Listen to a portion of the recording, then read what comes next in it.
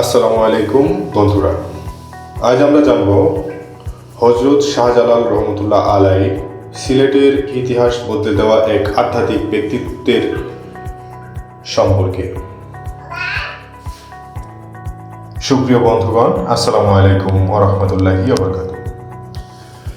বাংলাদেশের উত্তর পূর্বাঞ্চলের অবস্থিত সিলেট শহর সবুজ পাহাড়, নদী আর কুয়াশা ঘেরা এক ঐতিহাসিক জনপদ। আর এই শহরের প্রাণকেন্দ্রে দাঁড়িয়ে আছে এক পবিত্র স্মৃতি, হজরত শাহজালাল মোজাররদ ইয়েমেনি রহমতুল্লাহ আলাই এর মাজার শরীফ।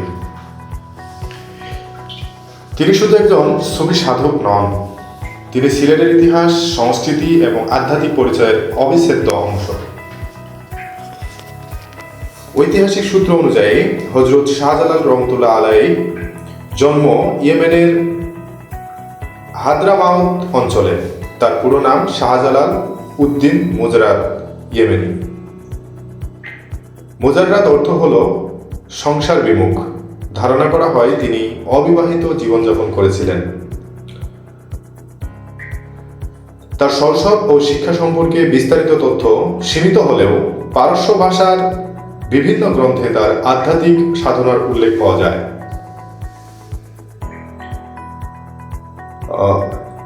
হজরত শাহজালাল রহমতুল্লাহ আলাই 1300 শতাব্দীর শেষ ভাগ, অর্থাৎ ভারতীয় উপমহাদেশের মুসলিম শাসনের বিস্তার ঘটেছে।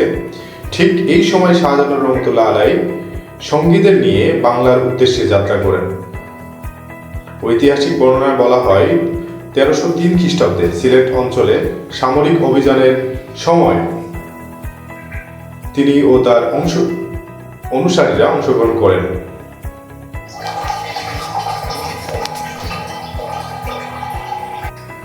সে সময় সিলেটে শাসন করতেন হিন্দু রাজা গৌর গোবিন্দ।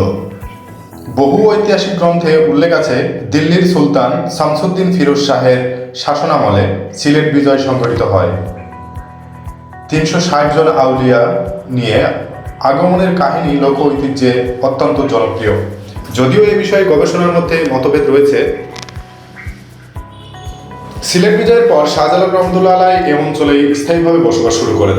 তিনি আধ্যাত্মিক শিক্ষা, মানব সেবা এবং নৈতিকতার বার্তা ছড়িয়ে দেন। মাজারের ভেতরের পরিবেশ তার শিষ্যদের মাধ্যমে সিলেট ও পার্শ্ববর্তী অঞ্চলে ইসলামের বিস্তার ঘটে। শাহপরান রহমতুল্লাহ আলাই, যার মাজার আজও সিলেটে অবস্থিত, তার অন্যতম বিশিষ্ট শিষ্য হিসেবে পরিচিত। শাহজালাল রহমতুল্লাহ আলাই এর ইন্তেকালের সময় এবং এই ইন্তেকালের সাল নিয়ে মতভেদ রয়েছে। অনেক গবেষক 1346 বা 1347 খ্রিস্টাব্দকে সম্ভাব্য সাল হিসেবে উল্লেখ করেন। তাকে সিলেট শহরের টিলাগড় এলাকায় দাফন করা হয়। পরবর্তীতে তার কবরকে কেন্দ্র করে গড়ে ওঠে মাজার কমপ্লেক্স। এই মাজারের কিছু বৈশিষ্ট্য রয়েছে। মাজারের প্রাঙ্গণে রয়েছে একটি ঐতিহাসিক পুকুর। এখানে গজার মাছ সংরক্ষিত আছে বলে প্রচলিত বিশ্বাস রয়েছে। প্রতিদিন হাজার হাজার মানুষ দেশ বিদেশ থেকে এখানে আসেন জিয়ারতের উদ্দেশ্যে। বিশেষ করে ওরসের সময় এখানে লক্ষাধিক মানুষের সমাগম ঘটে। ইতিহাসবিদদের মতে শাহজালাল রহমতুল্লাহ আলাইয়ের আগমন সিলেট অঞ্চলের সামাজিক ও ধর্মীয় পরিবর্তনের একটি গুরুত্বপূর্ণ অধ্যায়। তিনি শুধু ধর্মীয় নেতা নন, তিনি ছিলেন নৈতিকতা, সহনশীলতা এবং মানব কল্যাণের বার্তাবাহক। আজও সিলেটের শহরের আকাশে আধ্যাত্মিকতার এক নিঃশব্দ ধ্বনি শোনা যায়, যেখানে ইতিহাস, বিশ্বাস এবং সংস্কৃতি একত্রে মিলিত হয়েছে হজরত শাহজালাল রহমতুল্লাহ আলাই এর স্মৃতিতে।